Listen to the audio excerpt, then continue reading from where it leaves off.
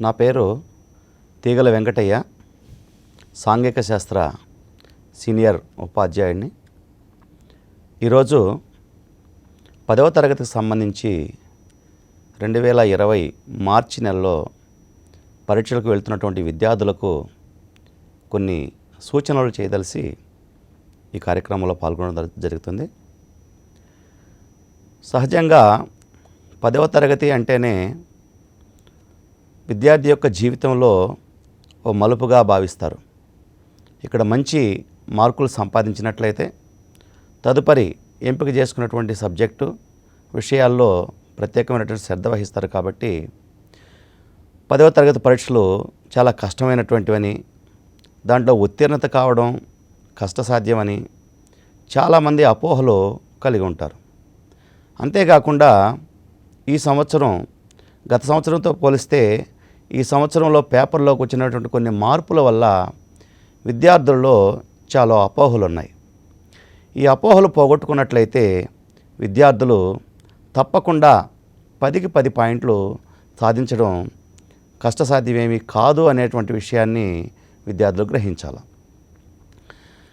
గత ప్రశ్నపత్రానికి ఈ ప్రశ్నపత్రానికి ఉన్నటువంటి మార్పుల్ని కనుక మనం ఒకసారి పరిశీలించినట్లయితే పెద్దగా మార్పులు ఏమీ లేదన్నటువంటి విషయాన్ని మనం గ్రహించాల్సి ఉంటుంది.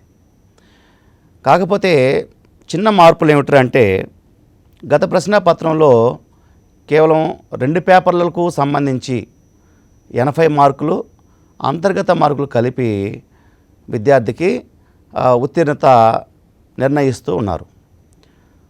మొదటి పేపరు, రెండవ పేపరు అన్ని పేపర్లాగానే 2 పేపర్లు సాంఘిక శాస్త్రాన్ని కూడా ఉంటే అందులో మొదటి పేపర్ 40 మార్కులు, రెండవ పేపర్ 40 మార్కులు, దాంట్లో అంతర్గత మార్కులు, దీంట్లో అంతర్గత మార్కులు కలిపి ఉత్తీర్ణత నిర్ణయిస్తున్నారు. కాకపోతే ఈ సంవత్సరం వచ్చేటప్పటికీ కూడా 2 పేపర్లు ఉన్నాయి.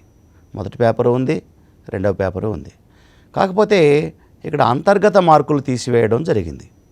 అందువల్ల మొదటి పేపరు 50 మార్కులకు ఉంటుంది, రెండవ పేపర్ కూడా 50 మార్కులకు ఉంటుందనేటువంటి విషయాన్ని విద్యార్థులు గ్రహించాలి. అయితే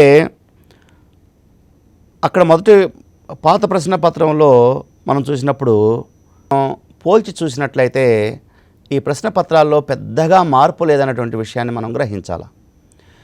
పాత ప్రశ్నపత్రంలో మనకి పార్ట్ ఏ, పార్ట్ బి అనే 2 భాగాలు ఉన్నాయి. పార్ట్ ఏలో మనకి 1 మార్కు, 2 మార్కులు, 4 మార్కుల ప్రశ్నలు వచ్చినప్పుడు పార్ట్ బిలో 20 బిట్స్ ఇచ్చి 10 మార్కులతో ప్రశ్నపత్రాన్ని నింపి ఉన్నారు. అయితే మనకి ఈసారి కొత్తగా రాబోయే ప్రశ్నపత్రంలో మనకి బిట్ పేపర్ను తొలగించడం జరిగింది. ఈ బిట్ పేపర్ని తొలగించిన దాని స్వరూపం వేరే విధంగా మనకి ఈ కొత్త ప్రశ్నపత్రంలో చూసుకోవచ్చు. ఈ కొత్త ప్రశ్నపత్రం యొక్క స్వభావాన్ని ఒక్కసారి మనం పరిశీలించినట్లయితే మనం ఇక్కడ కూడా 33 ప్రశ్నలే, పాత ప్రశ్నపత్రంలో 33 ప్రశ్నలు ఉన్నాయి, ఇక్కడ కూడా 33 ప్రశ్నలే ఉన్నాయి. కాకపోతే ఇక్కడ బిట్ పేపర్ అనే దాన్ని తీసుకొచ్చి ఏకవాక్యంలో సమాధానాన్ని రాయమని ఒక 12 ప్రశ్నలు, అంటే ఒక్కొక్క ప్రశ్నకు అర్ధ మార్కు రూపంలో 12 ప్రశ్నలు ఇస్తారు. అంటే ఇక్కడ 6 మార్కులని ఒక విధంగా బిట్ పేపర్ అని మనం అనుకోవచ్చు. ఎందుకంటే ఇది ఏకవాక్యంలో మనం జవాబు రాయవలసి ఉంటుంది. కాబట్టి ఇక్కడ 12 ప్రశ్నలు ఇస్తారు, 6 మార్కుల్ని దానికి కేటాయించడం జరిగింది. ఇక ఈ కొత్తగా వచ్చిన పేపర్లో 4 సెక్షన్లు ఉంటాయి. ఇక్కడ పార్ట్ ఏ, పార్ట్ బి ఉండదు. ఇక్కడ ఒకే పార్ట్ ఏనే ఉంటుంది, దాంట్లోనే 4 సెక్షన్లు ఉంటాయి. అది 2 పేపర్లకు కూడా వర్తిస్తుంది. పేపర్ 1, పేపర్ 2 కూడా అదే వర్తిస్తుంది. ఈ పేపర్ 1లో చూస్తే 4 సెక్షన్లు ఉంటాయి. ఆ 4 సెక్షన్లు ఏంటంటే మొదటిదిగా లక్ష్యాత్మక ప్రశ్నలు 12 ఇస్తారు, ఒక్కొక్క దానికి హాఫ్ మార్క్ ఉంటుంది, 6 మార్కులు ఇస్తారు. సెక్షన్ 2లో 1 మార్కు క్వశ్చన్లు 8 అడుగుతారు, దానికి 8 మార్కులు కేటాయిస్తారు. సెక్షన్ 3లో వచ్చినప్పుడు 8 ప్రశ్నలు ఉంటాయి, ఒక్కొక్క దానికి 2 మార్కులు కేటాయించారు. అదేవిధంగా సెక్షన్ 4కు వచ్చినప్పుడు 5 ప్రశ్నలు ఉంటాయి, ఒక్కొక్క దానికి 4 మార్కులు కేటాయిస్తారు, 20 మార్కులు వస్తాయి. దీంట్లోనే సెక్షన్ 1, సెక్షన్ 2, సెక్షన్ 3లో అంతర్గత ఎంపిక ప్రశ్నలు ఉండవు, అంటే ఛాయిస్ ఉండవు అన్నమాట.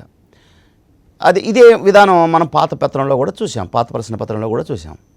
ఇక్కడ కొత్త ప్రశ్నపత్రికలో ఎంపిక, అంతర్గత ఎంపిక మనకి 4 మార్కుల ప్రశ్నలు ఏదైతే 5 ఇస్తారో వాటికి అంతర్గత ప్రశ్నల ఎంపిక ఉంటుంది. అంటే ఇక్కడ ఛాయిస్ ఉంటాయి. కాబట్టి ఈ 5 ప్రశ్నలకు ఛాయిస్ ఉంటాయి, మిగతా వాటికి ఛాయిస్ ఉండవనేటువంటి విషయాన్ని మనం గ్రహించాలి. అంతేకాకుండా పాత ప్రశ్న పత్రంలో మనకి అడిషనల్గా ఎన్ని పేపర్లు రాసినా ఇస్తూ ఉన్నారు. కానీ ఇక్కడ ఒక 22 పేజీలతో ఒక బుక్లెట్ ఇచ్చేసేసి ఈ బుక్లెట్లో మాత్రమే మనం ప్రశ్నలో జవాబుల్ని నింపవలసి ఉంటుంది. కాబట్టి ఇవన్నీ కూడా కొత్తగా వచ్చిన ప్రశ్న పత్రంలో వస్తున్నటువంటి మార్పులు. యథాలాపంగానే పాత ప్రశ్నానికి 2 గంటల 45 నిమిషాలు కేటాయించారు, కొత్త ప్రశ్న పత్రానికి కూడా 2 నిమిషాల 45 నిమిషాలు కేటాయించారు. కాబట్టి పెద్దగా మార్పులు ఏమీ లేవు. ఈ 2 గంటల 45 నిమిషాల్లో వచ్చినటువంటి పేపర్లో 15 నిమిషాలు పేపర్ని పఠించడానికి, అంటే ప్రశ్నలని అన్నిటి కూడా ఒకసారి చదువుకొని సంసిద్ధత కావడానికి ఒక 15 నిమిషాల సమయాన్ని కేటాయించడం జరిగింది. పాత ప్రశ్నపత్ర విధానంలో అదే ఉంది, కొత్త ప్రశ్నపత్ర విధానంలో కూడా అదేగా ఉంది. కాబట్టి మనం ఒకసారి పోల్చి చూసినప్పుడు పాత ప్రశ్నపత్రం పాస్ అవడానికి సులభంగా ఉందని, కొత్త ప్రశ్న పత్రం పాస్ కావడానికి కష్టంగా ఉందన్నటువంటి అపోహ నుంచి మనం అందరం కూడా బయటకు రావాల్సినటువంటి అవసరం ఎంతైనా ఉందన్నటువంటి విషయాన్ని మనం ఇక్కడ గ్రహించాలి. అదేవిధంగా అక్కడ కూడా 33వ ప్రశ్న మ్యాపింగ్ పాయింట్ ఉంది. ఈ కొత్త దాంట్లో కూడా 33వ ప్రశ్న మ్యాపింగ్ పాయింట్గా ఉందన్నటువంటి విషయాలు మనం అర్థం చేసుకోవాలి. అదేవిధంగా ప్రశ్నలు విద్యార్థి స్థాయికి సంబంధించి అడుగుతారు. భారత పట్టికలో కఠినంగా ఒక 20% అడిగితే మరీ సులభంగా ఒక 20%, మిగతా 60% మధ్య మార్గంగా ప్రశ్నపత్రాన్ని నింపుతారనే విషయాన్ని మనం అందరం కూడా గ్రహించాలి.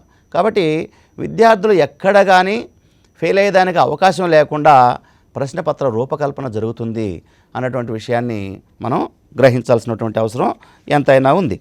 అదేవిధంగా ఇక్కడ లక్ష్యాత్మక ప్రశ్నలు 12, ఒక్కొక్క దానికి 6 మార్కులు ఉంటాయి. ఇది 12. ఇది అతి స్వల్ప సమాధాన ప్రశ్నలు 8 ఇస్తారు, ఒక్కొక్క మార్కు మొత్తం 8 మార్కులు. స్వల్ప సమాధాన ప్రశ్నలు 8 ఇస్తారు, 2 మార్కులు. అదేవిధంగా మొత్తం 16 మార్కులు. వ్యాసరూప సమాధానాలు 5 ఇస్తారు, ఒకదానికి 4, 20 మార్కులు. ఈ రూపంగా ప్రశ్నపత్రాన్ని తెలియజేస్తారు. అయితే ఈ ప్రశ్నపత్రం అన్నది రూపకల్పన జరిగేటప్పుడు కొన్ని విద్యా ప్రమాణాల ఆధారంగా ప్రశ్నపత్ర రూపకల్పన జరుగుతుంది. విద్యా ప్రమాణాలు ఇవన్నీ కూడా పాఠాల్లో మనకి కనిపించకుండా అంతర్లీనంగా ఉంటాయనేటువంటి విషయాన్ని విద్యార్థులు గ్రహించాలి.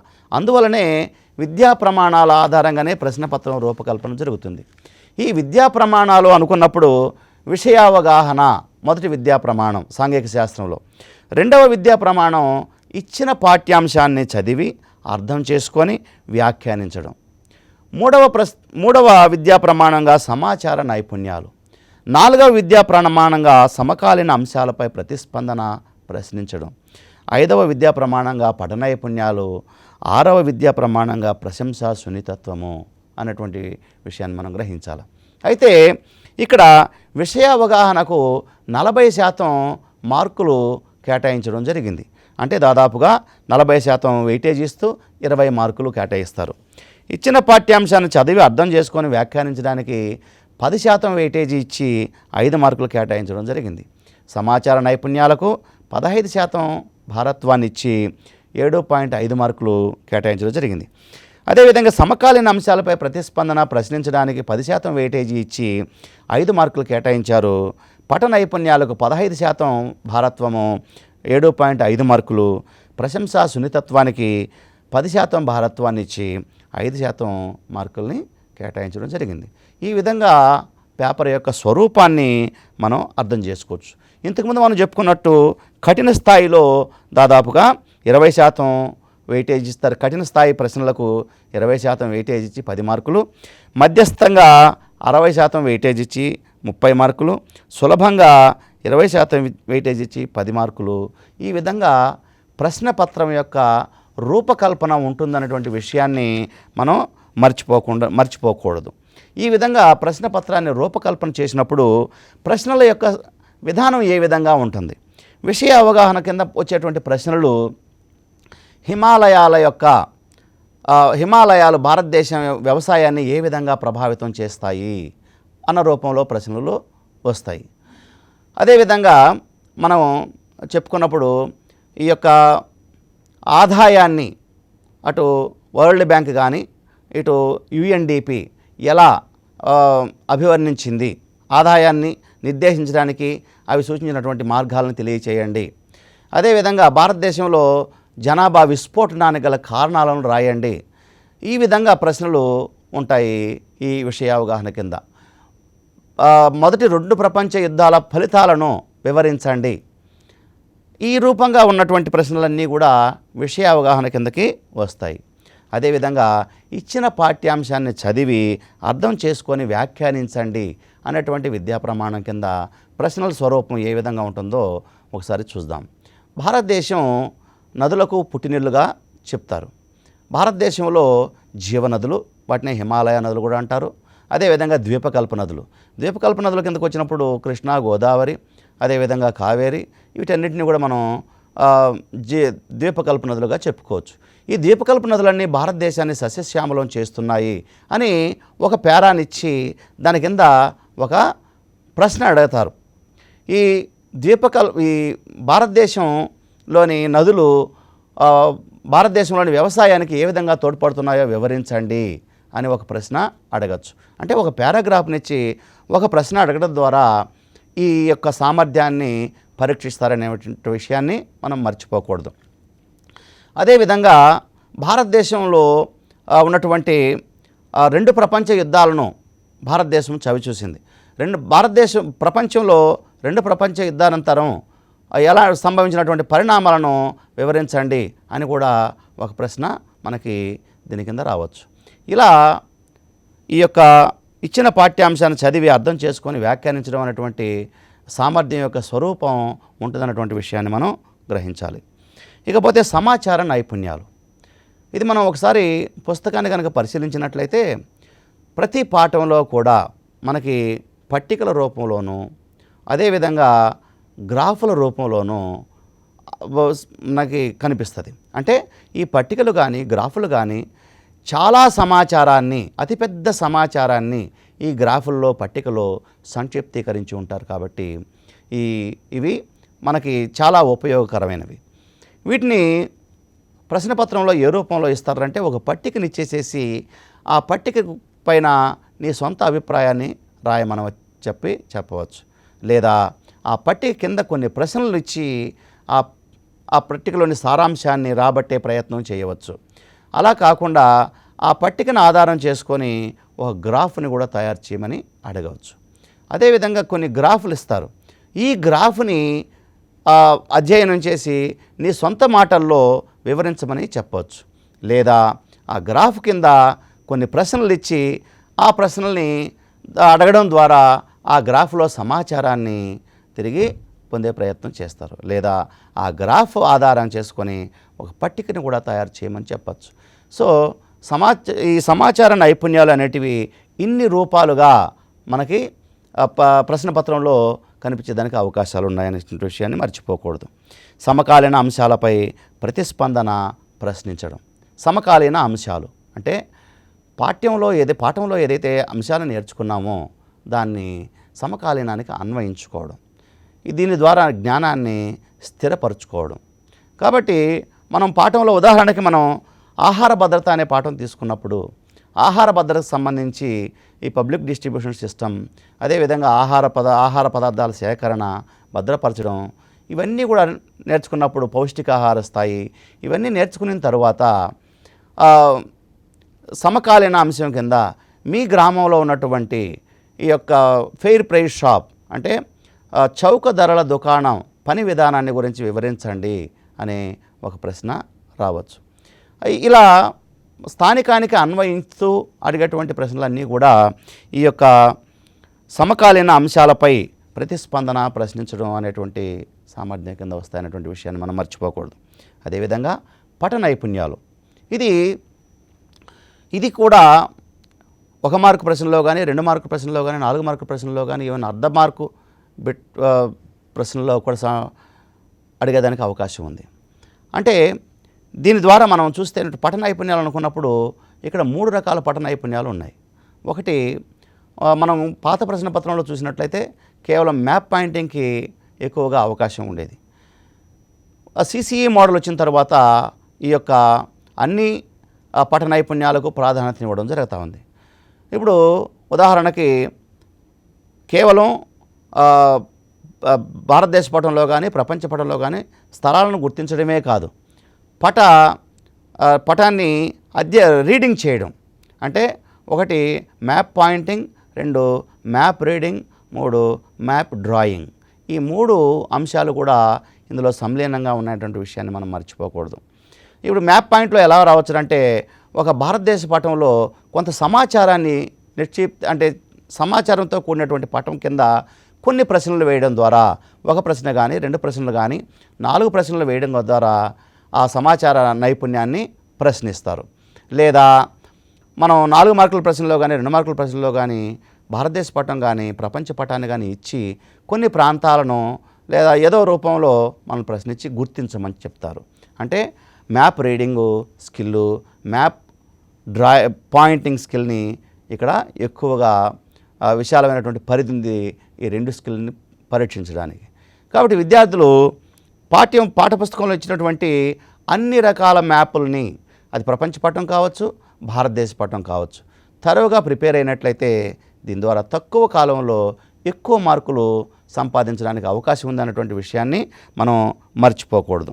అదేవిధంగా ఇక్కడ మనం పఠన నైపుణ్యాల్లో 7.5 మార్కులు అంటే 2 పేపర్లలో కలిసి దాదాపు 15 మార్కులకి అంటే సులభంగా సంపాదించుకోవడానికి, తక్కువ సమయంలో ఎక్కువ మార్కులు పొందడానికి అవకాశం ఉంది. కాబట్టి వీటి మీద ఎక్కువగా శ్రద్ధ పెట్టాలా. అదేవిధంగా సమాచార నైపుణ్యాలు అంటే మనం ఈ పట్టికలు కానీ గ్రాఫులు కనుక మనం పరిశీలించినట్లయితే దాదాపు 80% ఆన్సరు వాటిల్లోనే ఉంటుంది.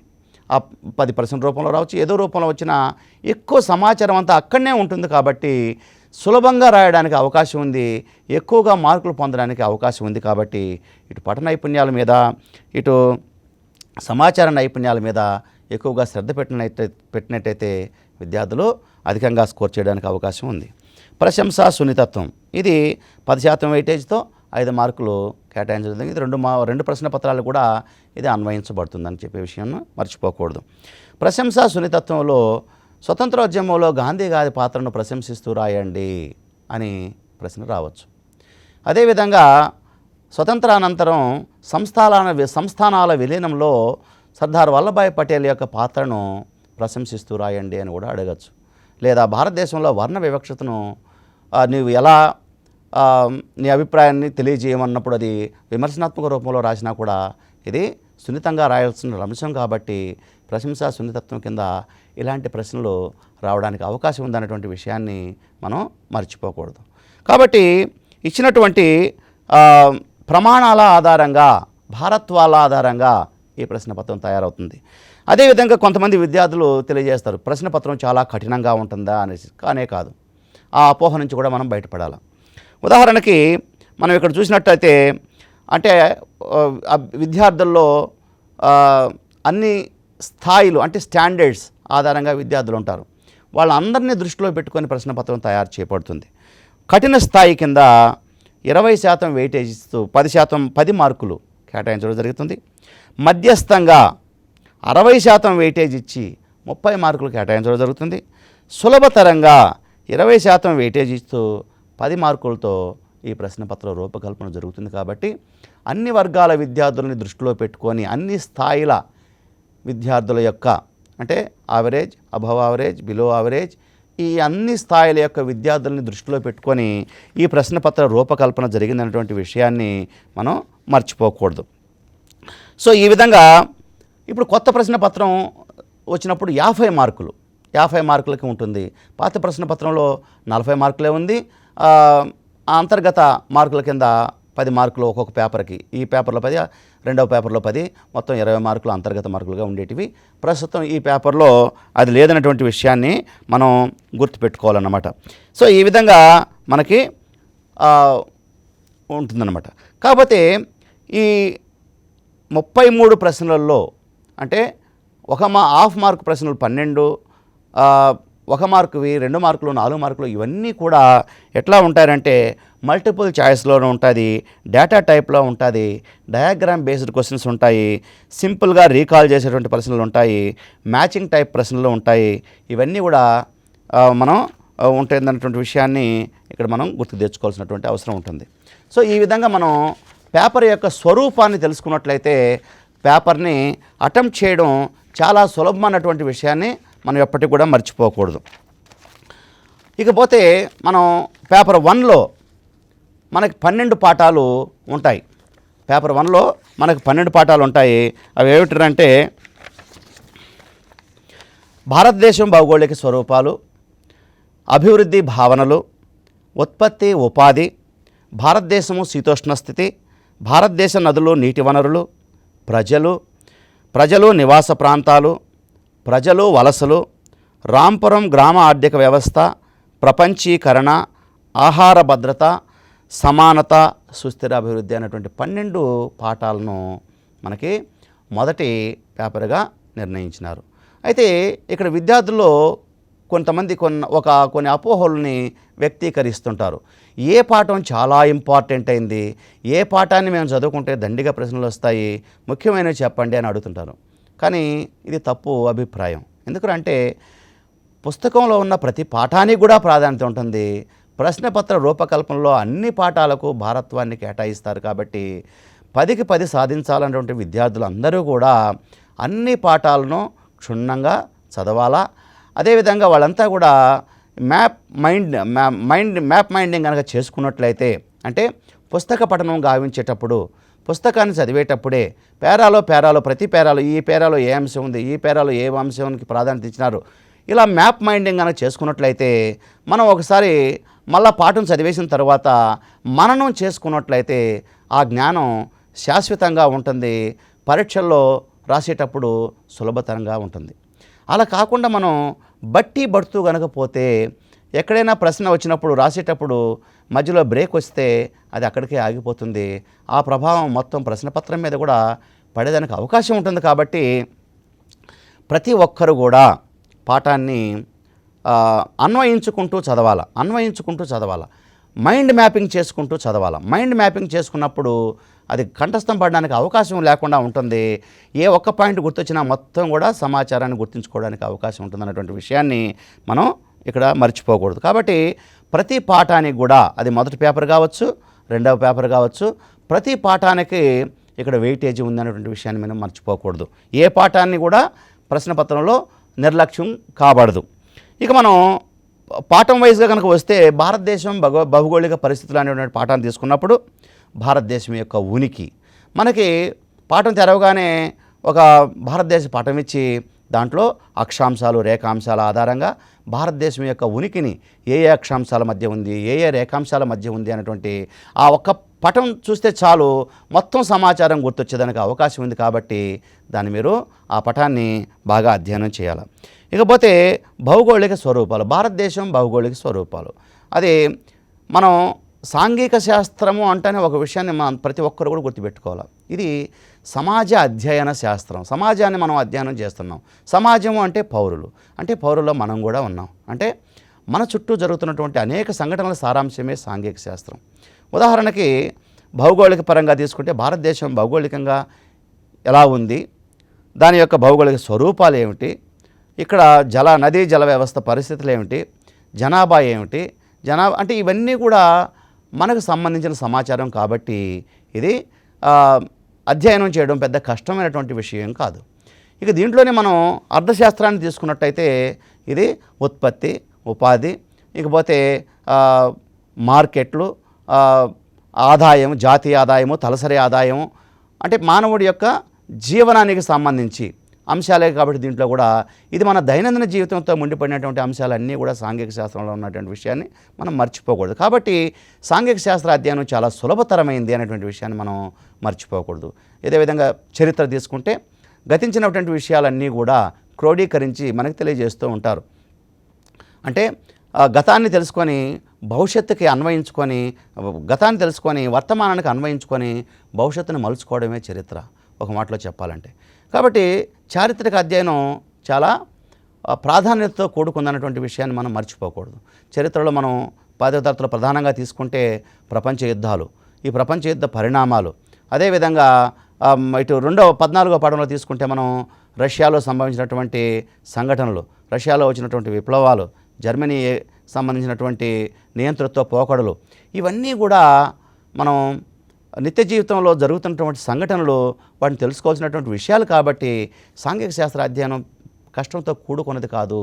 పౌరశాస్త్రంలో తీసుకుంటే పౌరుని యొక్క హక్కులు, రాజ్యాంగము, రాజ్యాంగ విధులు, ఇలా అనేక అంశాలన్నీ కూడా మన దైనందిన విషయాలకు ముడిపడింది. కాబట్టి ఇది చాలా సులభమైనటువంటి విషయం అనేటువంటి విషయాన్ని అదే ఆ కోణంలోనే మనం ఇక్కడ చూస్తే భౌగోళిక స్వరూపం కింద హిమాలయాలు, గంగా సింధు మైదానము, ద్వీపకల్ప పీఠభూమి, తీర ప్రాంత మైదానాలు, ఎడారులు, దీవులు, ఈ అంశాలన్నీ కూడా మనం అన్వయించుకుంటూ ఈ పాయింట్లను మ్యాప్లో కూడా చూపిస్తూ కనుక చదివినట్లయితే ఈ పాఠం చాలా సులభంగా ఈ పాఠం నుంచి మనం మార్కులు పొందడానికి అవకాశం ఉంటుంది.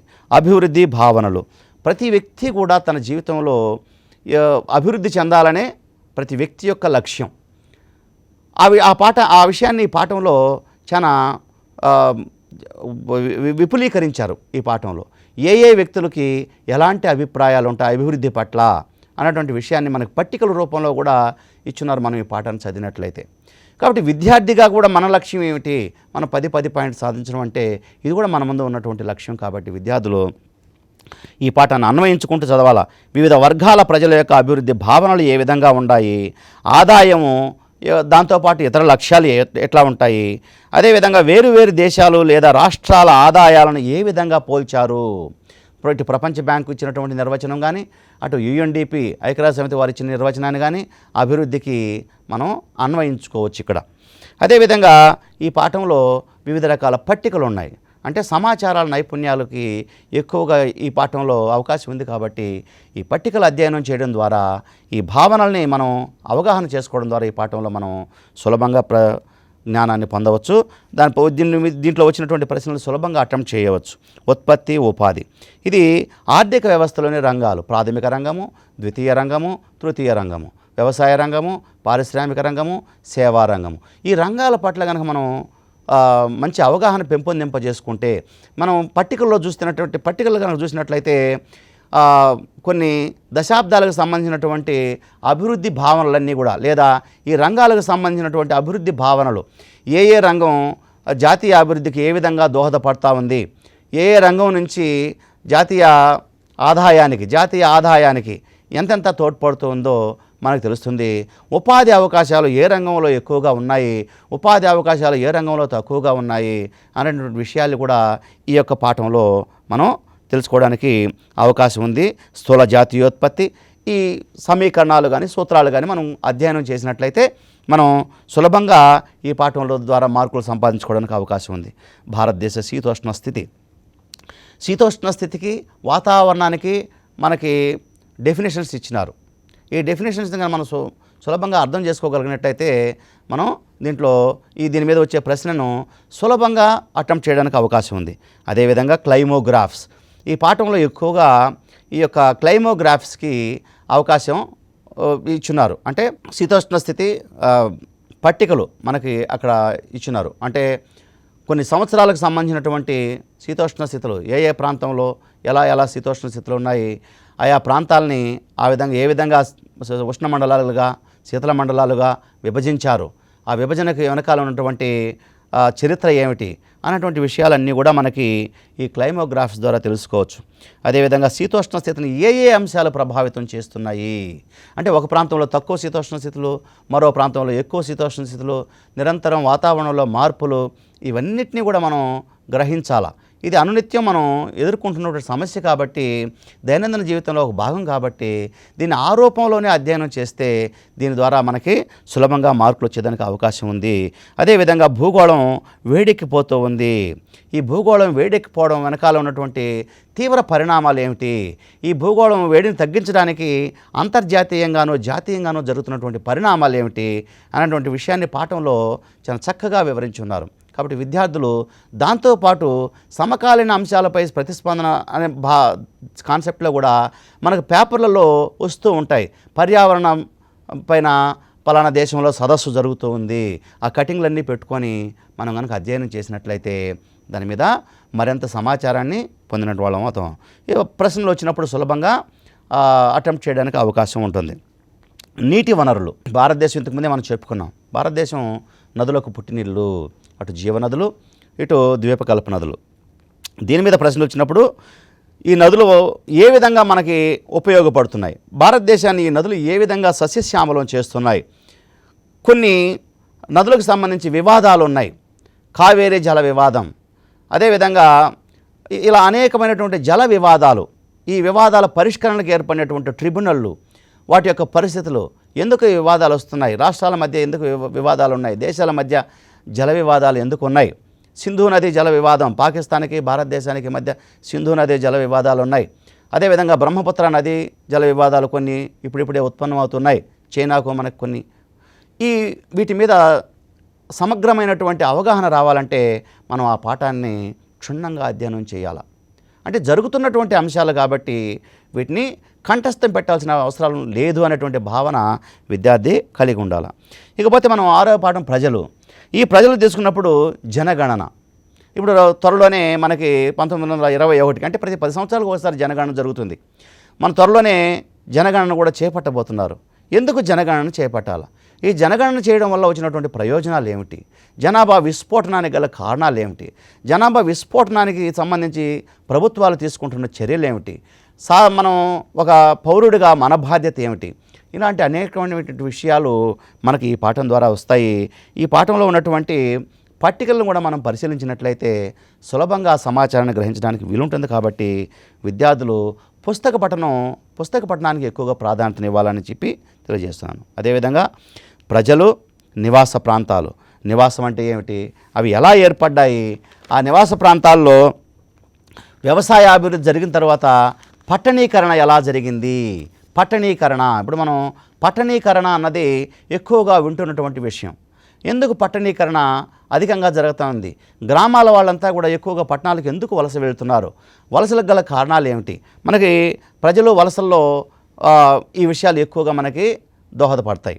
ఈ వలసలు ఇప్పుడు మనం ప్రజలు వలసలు 8వ పాఠం తెలుసుకున్నప్పుడు వలసల వర్గీకరణ, తాత్కాలిక వలసలు, అదేవిధంగా దీర్ఘకాలిక వలసలు, అదేవిధంగా అంతర్జాతీయ వలసలు, అంతర్దేశీయ వలసలు, అంతర్రాష్ట్రీయ వలసలు, ఇలా మనం అనేక రకాలైనటువంటి వలసల్ని, నైపుణ్యంతో కూడిన వలసలు, నైపుణ్యత లేనటువంటి వలసలు, ఇలా అనేక రకాలైన విధంగా వీటిని వలసల్ని తెలుసుకోవచ్చు. ఈ వలసల వల్ల ఉన్నటువంటి దుష్పరిణామాలు ఏమిటి, ఈ వలసల వల్ల దేశానికి కలుగుతున్నటువంటి నష్టం ఏమిటి, వలసల నివారణకు ప్రభుత్వం ఎలాంటి చర్యలు తీసుకుంటా ఉంది, ఈ విషయాలన్నీ కూడా మనకి ఈ పాఠంలో సమగ్రంగా తెలుసుకోవచ్చు. కాబట్టి పుస్తక పఠనం చేయాలి ప్రతి ఒక్కరు కూడా. రాంపురం ఆర్థిక వ్యవస్థ అంటే మనం 2-3 పాఠాల్లో కూడా మనం చెప్పుకున్నాం. జాతీయ ఆదాయము, తలసరి ఆదాయము, ఇలా వచ్చినప్పుడు ఇక్కడ భూమి, ఇతర సహజ వనరులు, రాంపురంలో ఉన్నటువంటి ప్రజలు ఏ విధంగా ఆర్థికంగా బలపడుతున్నారు, వారికి ఆర్థికంగా బలపడడానికి గల వనరులు ఏమిటి, వాళ్ళకి సహకరించినటువంటి వనరులు ఏమిటి, ఈ విషయాల మీద సమగ్రమైనటువంటి అవగాహన కలిగించవచ్చు. అదేవిధంగా ప్రపంచీకరణ, ఆహార భద్రత, సమానత, సుస్థిరత, ఇవన్నీ కూడా మొదటి పేపర్లో 12 పాఠాల్లో మనం మరింత సమాచారాన్ని పొందినట్లయితే, ఆహార భద్రత మనం తీసుకున్నప్పుడు ఇటు పబ్లిక్ డిస్ట్రిబ్యూషన్ సిస్టమ్, ప్రజా పంపిణీ వ్యవస్థ, అదేవిధంగా పౌష్టికాహార లోపం. అంటే ఈ పౌష్టికాహార లోపం వల్ల విద్యార్థి తనను తాను కూడా తన ఆరోగ్య స్థాయిని తాను తెలుసుకోవడానికి అవకాశం ఉంది. కానీ ఎంతమంది విద్యార్థులు ఆ ప్రయత్నం చేస్తున్నటువంటి విషయాన్ని మనం ఇక్కడ ప్రశ్నించుకోవాలి, మీరే ప్రశ్నించుకోవాలి. తీసుకుంటున్నటువంటి ఆహారం, ఉన్నటువంటి బరువు ఆధారంగా ఈ యొక్క ఆరోగ్య స్థాయిని గుర్తిస్తారు. ఇది మనకి పాఠ్యపుస్తకంలో టేబుల్ రూపంలో కూడా ఇవ్వడం జరిగింది. కాబట్టి పౌష్టికాహారం ఉంటే విద్యార్థి ఎలాంటి ఆరోగ్యాన్ని పొందుతాడు, ఈ ఆహార భద్రతకు ప్రభుత్వం తీసుకుంటున్నటువంటి చర్యలు ఏమిటి, ఈ విషయాలన్నీ కూడా మనకి ఇక్కడ ఉంటాయి. కాబట్టి సమానత సుస్థిరతలో పర్యావరణం అభివృద్ధి, పర్యావరణంపై ప్రజలకు హక్కులు, ఈ పర్యావరణ ఉద్యమాలు మనం చూసినట్లయితే అమెరికాలో అణు బాంబును ప్రయోగించినప్పుడు అక్కడికి వెళ్ళి కొంతమంది పర్యావరణవేత్తలు దాన్ని పరిశీలించి అక్కడ కూడా వాళ్ళు ఒక ఉద్యమాన్ని తీసుకురావడం జరిగింది. అదేవిధంగా మన చిప్కో మూమెంట్, ఇలాంటివన్నీ కూడా పర్యావరణ ఉద్యమాల్లో భాగంగా మనం చెప్పుకోవచ్చు. సో ఈ విధంగా మనం మొదటి పేపర్ని విశ్లేషించుకుంటే, రెండవ పేపర్లో ప్రపంచ యుద్ధాల మధ్య ప్రపంచము, ఇది 2 పార్ట్లుగా చెప్పారు. 13, 14వ పాఠాలని 2 భాగాలుగా చెప్పుకున్నాం. అంటే 1900 సంవత్సరం నుంచి 1950 సంవత్సరాల మధ్య ప్రపంచంలో జరిగినటువంటి అనేక సంఘటనల్ని ఈ పాఠాల రూపంలో చెప్పుకోవడం జరిగింది. ఇది చరిత్రలో భాగంగా మనం చెప్పుకోవచ్చు. అంటే 2 ప్రపంచ యుద్ధాలు, అంటే 1914 నుంచి 1918 మొదటి ప్రపంచ యుద్ధం, 1939 నుంచి 1941 రెండవ ప్రపంచ యుద్ధం. ఈ ప్రపంచ యుద్ధాలకు గల కారణాలు ఏమిటి, ఈ ప్రపంచ యుద్ధాలు సంభవించడానికి ముఖ్య కారణాలు, దాని యొక్క ఫలితాలు, ముఖ్యంగా ఫలితాలని మనం విశ్లేషించుకుంటే దీని మీద కొంత అవగాహన కలుగుతుంది. ఈ 2 ప్రపంచ యుద్ధాల్లో మనం ప్రధానంగా ఎన్ని మరణాలు సంభవించినాయి, ఆస్తి నష్టం ఎంత, అదేవిధంగా దీర్ఘకాలిక రోగాల పాలన పడిన వాళ్ళు ఎంతమంది, ఇలా మనం విశ్లేషించుకుంటూ పోతే ఈ పరిణామాలు మనం చెప్పవచ్చు. దురహంకారపూరిత జాతీయవాదం అయితేనేమి, సామ్రాజ్యవాదం అయితేనేమి, రహస్య ఒడంబడికలు అయితేనేమి, సైనిక పరమైనటువంటి ఒప్పందాల ఒడంబడికలు అయితేనేమి, అదేవిధంగా ఈ అన్ని పాఠాలతో పాటు ఈ పాఠంలో మనకు వర్షేల్ సంధి, అంటే మొదటి ప్రపంచ యుద్ధం ముగిసిన తర్వాత జరిగినటువంటి సంధి వర్షేల్ సంధి. ఈ అంశాలన్నీ మనం గ్రహించగలిగితే ఈ పాఠం నుంచి వచ్చేటువంటి ప్రశ్నలకి మనం న్యాయం చేయగలుగుతాం. అదేవిధంగా 14వ పాఠం కూడా దీనికి కొనసాగింపే. రష్యాలో సోషలిస్టు విప్లవం ఎలా వచ్చింది, అదేవిధంగా తీవ్ర ఆర్థిక మాంద్యం 1939, 1929, 1939 సంవత్సరాల మధ్య ప్రపంచవ్యాప్తంగా సంభవించినటువంటి తీవ్ర ఆర్థిక మాంద్యాన్ని మనం ఈ పాఠంలో అధ్యయనం చేయడం ద్వారా తెలుసుకోవచ్చు. రష్యాలో వచ్చినటువంటి విప్లవాలు, అదే సోషలిస్టు విప్లవం, అంటే లెనిన్కు ముందు ఏ ప్రభుత్వాలు ఉన్నాయి, లెనిన్ తరువాత ఎవరెవరు రష్యాని పరిపాలించినారు, వాళ్ళు అనుసరించినటువంటి వ్యవసాయ విధానం ఏమిటి, వ్యవసాయ సంస్కరణలు ఏమిటి, వ్యవసాయ సంస్కరణల ద్వారా ఆ దేశంలో వచ్చినటువంటి గుణాత్మకమైనటువంటి మార్పులు, అభివృద్ధి చెందిన విధానం మనం ఈ పాఠంలో మనం తెలుసుకోవచ్చు. అదేవిధంగా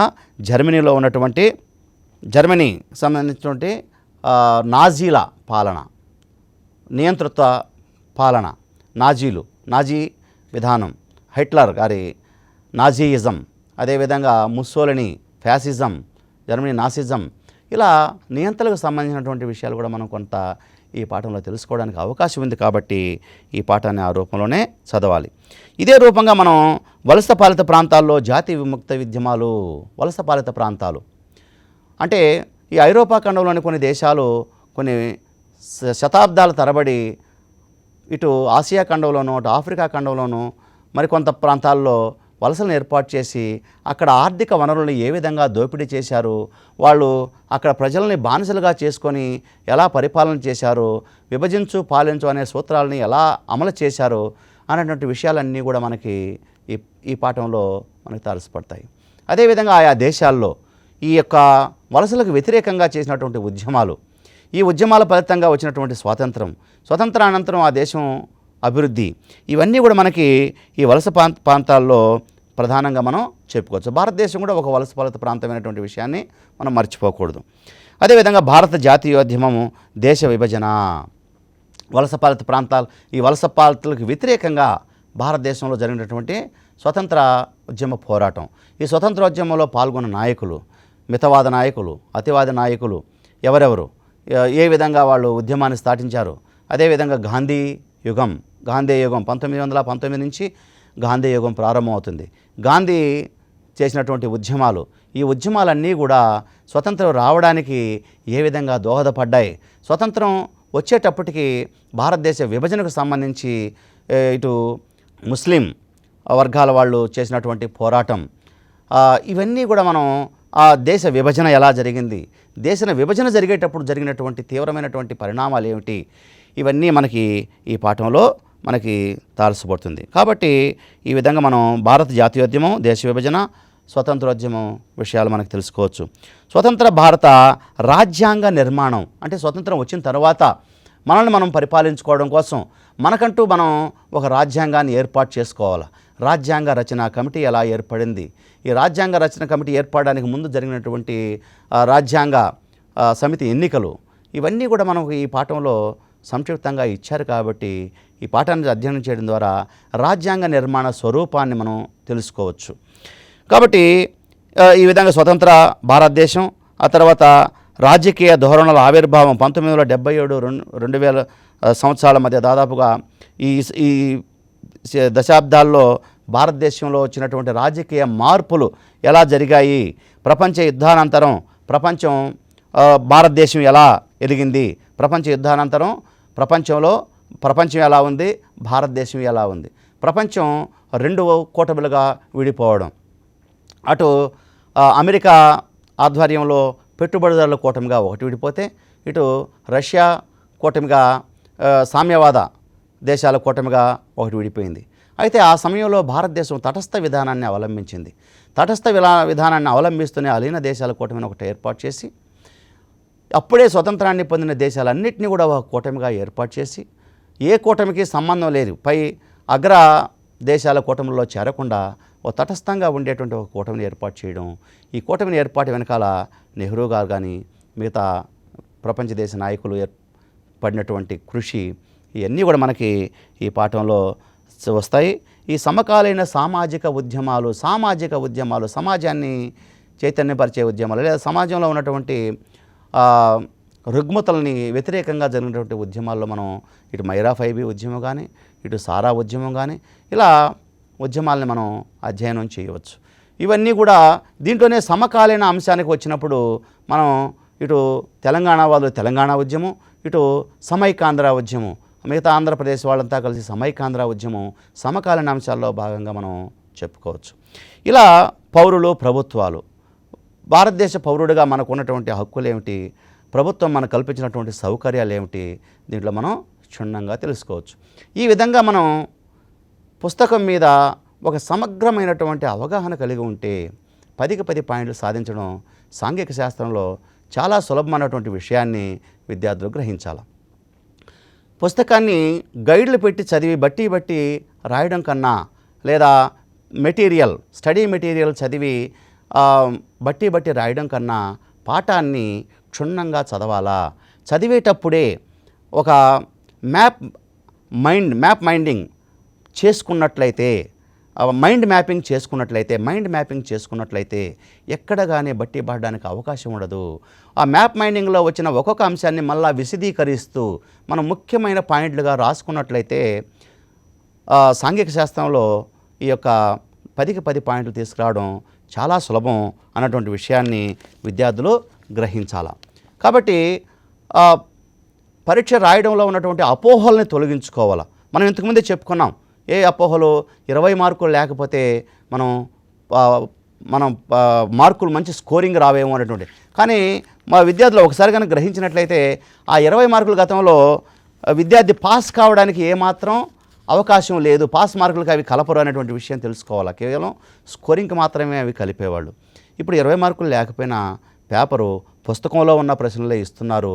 పుస్తకంలో ఉన్నటివి కూడా తప్పకుండా అడుగుతారు, దాంతోపాటు సమకాలీన అంశాలు కూడా అడుగుతారు. కాబట్టి పేపరు తయారు చేయడం అందరి విద్యార్థుల యొక్క సామర్థ్యాలను దృష్టిలో పెట్టుకొని తయారు చేస్తారు. కాబట్టి అందరికీ పాస్ అయ్యేదానికి అవకాశాలు ఉన్నాయి. కాబట్టి ఉన్న కాలాన్ని ప్రణాళికాబద్ధంగా సక్రమంగా ప్రణాళిక వేసుకొని ప్రణాళికాబద్ధంగా మనం కనుక చదవగలిగినట్లయితే ప్రతి అంశాన్ని కూడా క్షుణ్ణంగా అర్థం చేసుకొని చదవాలి. బట్టి పట్టకుండా చదివినట్లయితే 10కి 10 మార్కులు సాధించడం కష్టసాధ్యం కాదు అనేటువంటి విషయాన్ని తెలియజేసుకుంటూ ఈ అవకాశం ఇచ్చినటువంటి సాక్షి టెలివిజన్ వారికి హృదయపూర్వకంగా ధన్యవాదాలు తెలియజేసుకుంటూ సెలవు తీసుకుంటున్నాను.